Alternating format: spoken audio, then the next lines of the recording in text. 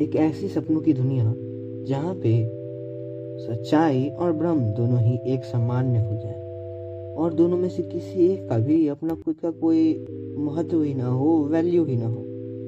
वैसे ही एक दुनिया का ऐसा रूलर जो कि इंसानों को बस इस्तेमाल करना जानता है, उसके लिए इंसानों की फीलिंग्स, इमोशन का कोई वैल्यू ही नहीं।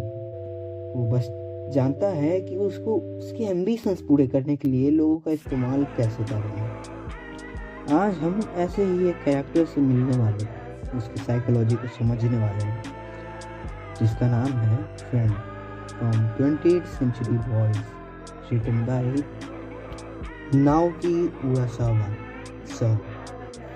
फ्रेंड अपने आप में ही एक पूरी आइडियोलॉजी है, सोच है, जो कि दर्शाता है कि सपने पूरे करने के लिए हम किस हद तक जा सकते हैं, कोई इंसान अपने सपनों के लिए किस हद तक जा सकता है। फ्रेंड पूरी सीरीज के दौरान हमें दो लोग के रूप में दिखाया गया है, पहला फुकुबे और दूसरा कात्सुमाटा। फ्रेंड ना ही कोई हीरो है ना ही कोई विलन। एक्चुअली में फ्रेंड बस एक ड्रीमर है, या फिर कह सकते हैं एम्बिशियस पर्सन है, जो कि अपने एम्बिशंस के लिए कुछ भी करने के लिए तैयार है। फ्रेंड अपने आप में ही बहुत ही complex as well as mysterious character है। फ्रेंड के रियल आइडेंटिटी के ऊपर ही ये पूरी सीरीज मिस्ट्री से भरी है। इस पूरी सीरीज में फ्रेंड बस अपना गोल अचीव करना चाहता है, भले ही उसके लिए उसे किसी भी चीज का सेक्रीफाइस देना पड़े। अब थोड़ा हम फर्स्ट फ्रेंड के बारे में बात करते हैं, या कह ले आइडेंटिटी के बारे में। तो सबसे पहले बात करते हैं फुकुबे हथौड़ी के बारे में, जो कि फर्स्ट फ्रेंड है। फुकुबे बचपन से ही एक नॉर्मल चाइल्ड नहीं था, वो बचपन से ही एक जीनियस था, गॉड गिफ्टेड था। उसको उसकी इंटेलिजेंस नेचुरली मिली थी, बट साथ ही साथ तो वो अटेंशन हंग्री था। उसे चाहिए था कि लोग सिर्फ और सिर्फ उसी के बारे में बात करें, और इसी के लिए वो बहुत ट्राई करता है, बट अटेंशन उसको नहीं मिलता उतना जितना उसे चाहिए था, क्योंकि केंजी और उसके दोस्त उसी सेम क्लास में थे और वो लोग बहुत एडवेंचर करते थे, अपना एक ग्रुप फॉर्म करके फ्रेंड्स का, और इसी कारण से फुकुबे को अटेंशन नहीं मिलता था। तो फुकुबे सोचता है कि वो केंजी और उसके फ्रेंड्स का ग्रुप ज्वाइन कर लेता है। तो वो उनके पास जाता है और उनको कन्विंस करने का ट्राई करता है कि वो भी उनके ग्रुप में ज्वाइन करना चाहता है एज अ ग्रुप मेंबर। बहुत ट्राई करता है, बट कहते हैं ना, फ्रेंडशिप अपने सेम पर्सनालिटी वाले लोगों से होता है। वैसे ही यहाँ पे भी हुआ, फुकुबे केंजी के ग्रुप को ज्वाइन नहीं कर पाया, और इसी कारण से उसने केंजी से बदला लेने के लिए और उसको जेलस करने के लिए अपना खुद का ग्रुप बना लिया, जो कि आगे जाके एक कल्ट में बदल गया, जो कि था फ्रेंडशिप कल्ट। उस ग्रुप में कात्सुमाटा भी था। अब फुकुबे बचपन से ही अटेंशन का इतना भूखा था कि उसे लगने लगा कि केंजी उसका राइवल है, उसको अटेंशन केंजी के कारण ही नहीं मिल रहा है। तो वो फुकुबे पूरी तरीके से केंजी के खिलाफ हो गया, उसे केंजी से बदला चाहिए था। देयरफॉर वो केंजी के सीक्रेट बेस में घुसा और उसकी बुक ऑफ प्रोफेसी को चुरा लिया और उसको कॉपी करके अपना खुद का प्रोफेसीज भी उसमें लिख दिया, और उसके बाद पुरानी बुक ऑफ प्रोफेसी को वापस वहीं छोड़ा।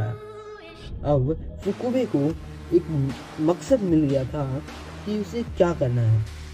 वैसे ही वो बचपन से इतना जीनियस था, उसने बड़े होके अपना खुद का कल्ट फॉर्म किया, और क्योंकि उसे केंजी से बदला लेना था, केंजी के सारे प्रोफेसी बुक के ड्रीम्स को वो धीरे धीरे करके सच करने लगा, और इसी कारण से वो इतना फेमस होने लगा। उसके बाद वो उन सभी को मारने लगा जो उसके खिलाफ थे।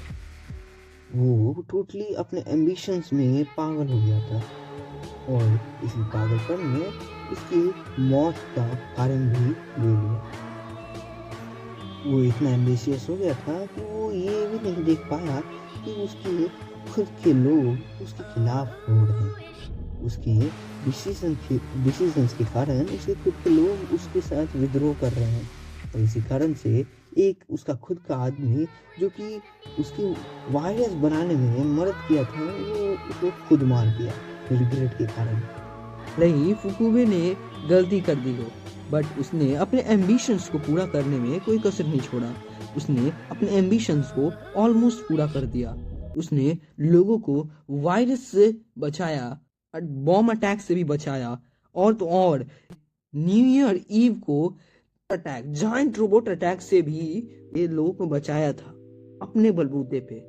और केंजी और उसके दोस्त क्रिमिनल्स हैं जिन्होंने ये सारा चीज प्लान किया। इसके बाद वो एक हीरो बन गया सारे सोसाइटी के नजर में।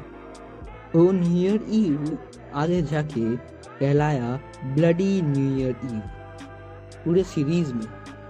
अब थोड़ा हम बात कर लेते हैं हमारे सेकंड फ्रेंड के बारे में, जो कि है कात्सुमाटा। कात्सुमाटा के बारे में हमें ज़्यादा इन्फॉर्मेशन नहीं है। पूरे सीरीज के दौरान कात्सुमाटा के बारे में ज़्यादा इन्फॉर्मेशन बताई ही नहीं गई। कात्सुमाटा एक मास्क वेयर करके रखता था पूरे सीरीज के दौरान। कात्सुमाटा अपने आप में ही मिस्ट्रीज से भरा हुआ था। साथ ही साथ उसको भी केंजी से रिवेंज लेना था, क्योंकि उसका भी बचपन में ह्यूमिलिएशन का सामना करना पड़ा था केंजी के कारण। इसी कारण से कात्सुमाटा भी फुकुबे के प्लान में शामिल होता है। अब फुकुबे के डेथ के बाद कात्सुमाटा ही फुकुबे के प्लान को आगे बढ़ाता है। वही अब पूरी तरीके से फ्रेंड बन चुका था। जिस दिन फुकुबे का फ्यूनरल होना था उस दिन भी वो फुकुबे के बॉडी की जगह अपने आप को रिप्लेस कर देता है। और जिस वक्त फ्यूनरल के लोग आते हैं उस वक्त वो टेलीविजन पे ब्रॉडकास्ट हो रहा था और वो सबके सामने में खड़ा हो जाता है, जिसके कारण लोगों को लगता है कि फ्रेंड एक्चुअली में एक गॉड है, एक ऐसा गॉड जिसने अपने डेथ को ही फेक कर दिया, चीट करके वापस आ गया है। इसके बाद वो वर्ल्ड प्रेसिडेंट बनता है और वो अपने नाम का ही ईयर चलाता है, फ्रेंड ईयर। और इसके बाद भी बहुत कुछ करता है, लेकिन आखिर में उससे भी गलतियां होती हैं और इसी गलतियों के कारण सारे लोगों को पता चल जाता है कि कात्सुमाटा रियल फ्रेंड नहीं है और इसी कारण उसकी डेथ भी होती है आगे जाके सीरीज में। अब दोनों कात्सुमाटा और फुकुबे दोनों की साइकोलॉजी सेम थी। दोनों ही यही सोचते थे कि इस वर्ल्ड में सारे लोग कनेक्टेड हैं, बस एक ही जगह उनकी डेस्टिनी से। डेस्टिनी किसी की भी चेंज नहीं की जा सकती है, वो पहले से रिटन है। फ्रेंड एक बहुत ज़्यादा complex as well as mysterious ideology है, नॉट कैरेक्टर। अब अगर फ्रेंड के बारे में हम डिटेल में पूरा बात करें तो फिर उसको कम से कम 2 एपिसोड्स लगेंगे। आज के लिए बस इतना ही। अब हम मिलते हैं आपको किसी और टॉपिक पे। तब तक के लिए वन सेल्फ यानी कि मैं आपसे विदाई लेता हूँ।